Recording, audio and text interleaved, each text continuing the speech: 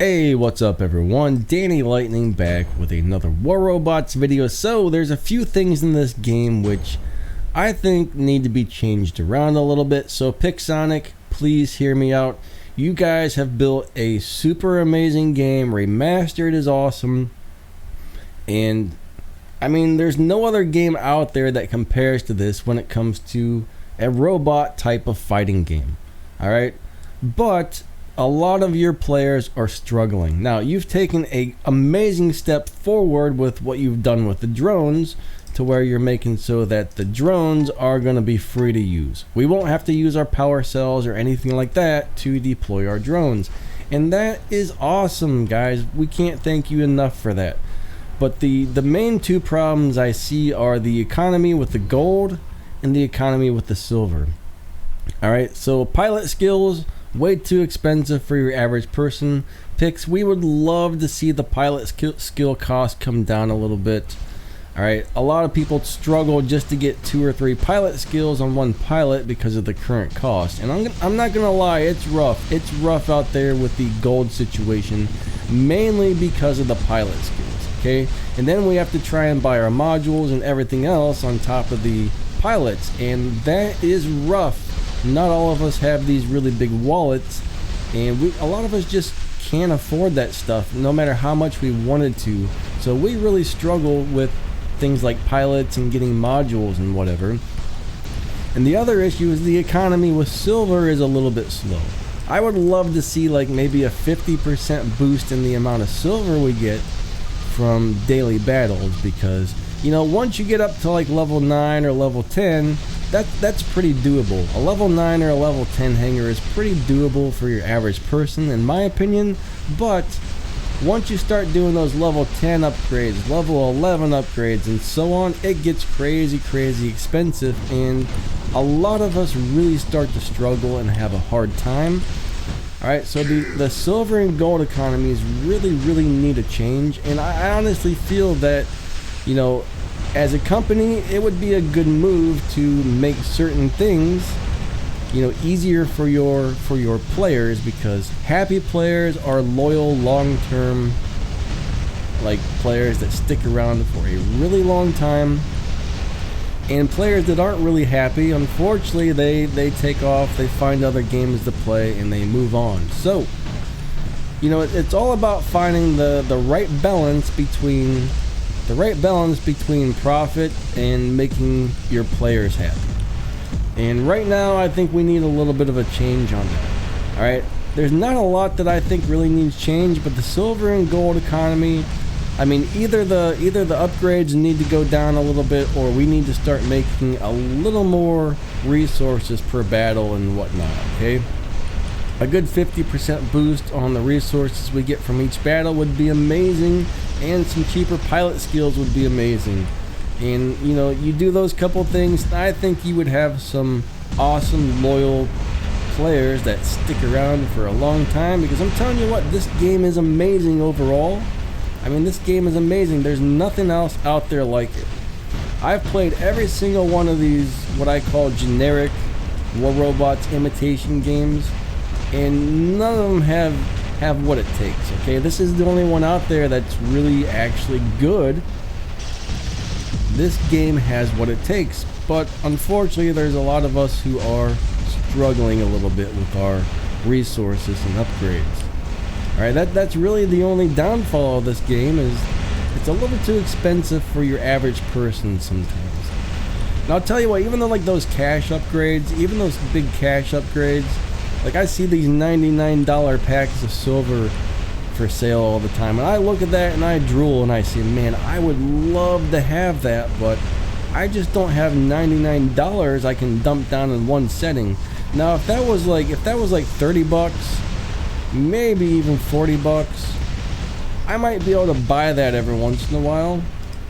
But right now, at the $99 price tag, that's just a little too much for me to buy. So usually when I buy stuff, I gotta stick to the $5 deals and the $10 deals, which I love those things. There's so many awesome deals that pop up for a couple bucks here and a couple bucks here. Then we got the, you know, the VIP. I'm always getting the VIPs when they come on sale in the daily deals.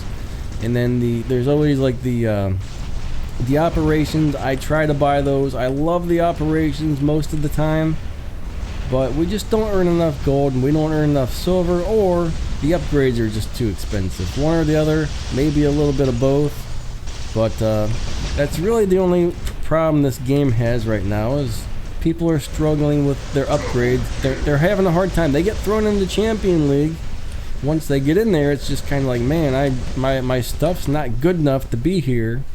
And the new matchmaking thing recently, that kind of helped with that a little bit, but still, I mean, I'm seeing still a lot of just maxed out players and stuff. It didn't really completely fix it.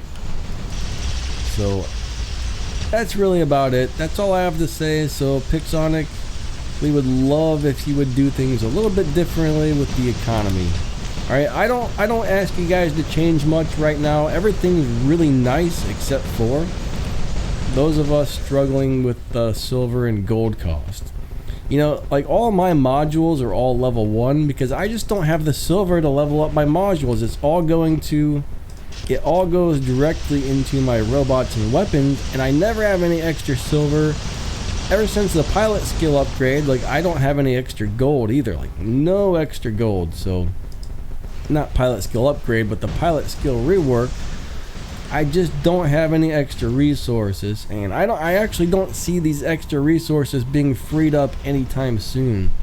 All right, so I would love to see a few things just become a little cheaper and more affordable for your average player.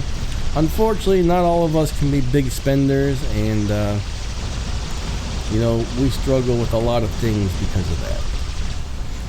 Some of us make a lot of money and can dump hundreds of dollars on different things, but not all of us can, and that's where the problem comes in. I think maybe tailoring the game to your average players as well as the spenders. You know, trying to find the right line between profit and making your players happy is the way to go. And you players at home, you guys got to remember, okay, these mobile games are a business. All right, they've got a lot of bills. They got a lot of overhead to keep these games running and make these games. So it costs money to make these things. You guys do got to remember that. Okay, they can't just give you out everything for free.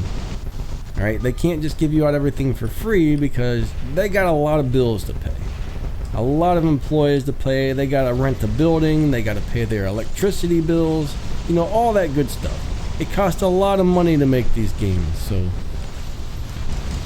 don't expect everything to be free, but you know, some people think being a free-to-play player, oh, we should get everything in the game and not have to spend $1 on it. You know what I mean? That's not really the way things work in life. I totally understand where you guys are coming from, but you know what? You gotta support your favorite games. And I don't care if it's this game or some other game. If you're playing a game regularly, you should spend a few bucks here and a few bucks there if you can, okay? Keep those games going because nobody spends money. Those games are going to go out of business and your favorite game is no longer going to exist. So everybody, you know what I mean? Everybody needs to do their part. I think developers of the game should really focus on making a great game that's affordable yet brings in a nice amount of profit, to where the people playing the game got to remember, hey, I need to support my game to keep it around. And you know, I mean, I don't care if you're spending $5 or $100. You know what I mean? Everybody should spend a few dollars here and a few dollars there. If you see a deal for $5 in the daily deals, buy it, man. Buy it if you like it.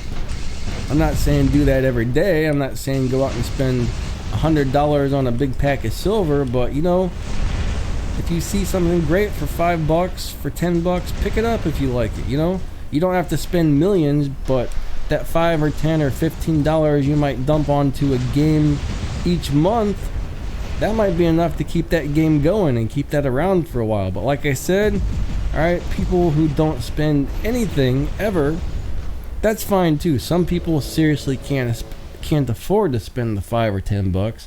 Some people are just too cheap, but just remember, you also want to support your games, okay? If you feel something's like overpriced and not fair, Well, yeah, maybe some people aren't going to buy things when they're like, oh, that's just too expensive, that's overpriced. You know what I mean? But when you see something that's fairly priced and you got the cash for it, you might want to think about picking it up just for the fact that it helps your game stay alive. You know what I'm saying? You guys know what I'm saying? So anyways, there's 10 minutes of me rambling on, so we're just going to do a little bit of normal gameplay on the next game. I'm going to go ahead and shut up about it. But yep, dear Pixonic, please fix the silver and gold economy up a little bit, because we're all struggling with that right about now. And yeah, let me pause this for a minute. Alright, there we go. Now we loaded into a battle. Let's bring out our Hades for our first robot. But in general, you know, there's not a lot of great FPS shooters out there. Look at this, I've got a twin brother. We're gonna follow hey, it's one of the Vox guys.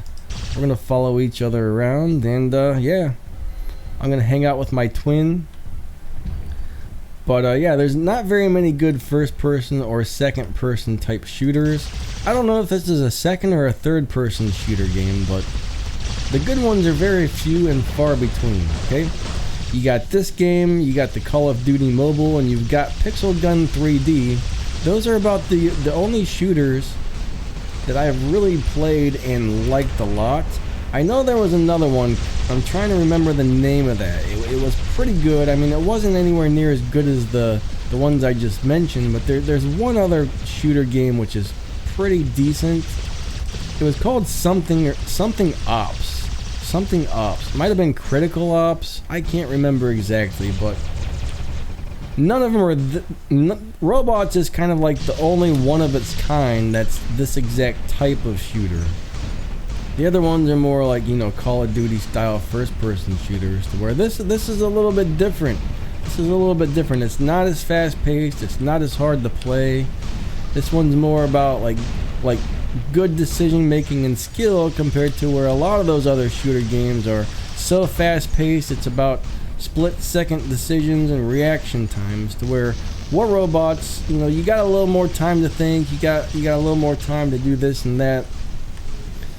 You got strategy and skill and reaction times and all that stuff all built into this one together. Alright, this dude's gonna be sorry. Haha. Oh, he's got a last stand.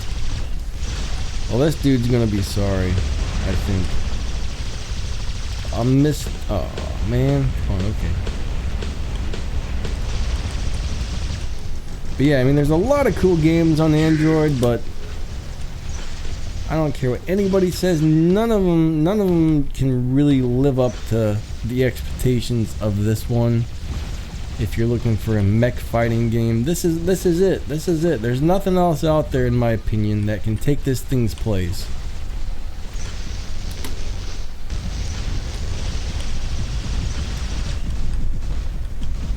So let's go ahead and move on over this way. Oh, someone's shooting me. Gotta get him, gotta get him. Oh, they got me. Alright, let's go ahead and bring in our Arthur. No, he's not ready. Let's go ahead and bring in our Fenrir.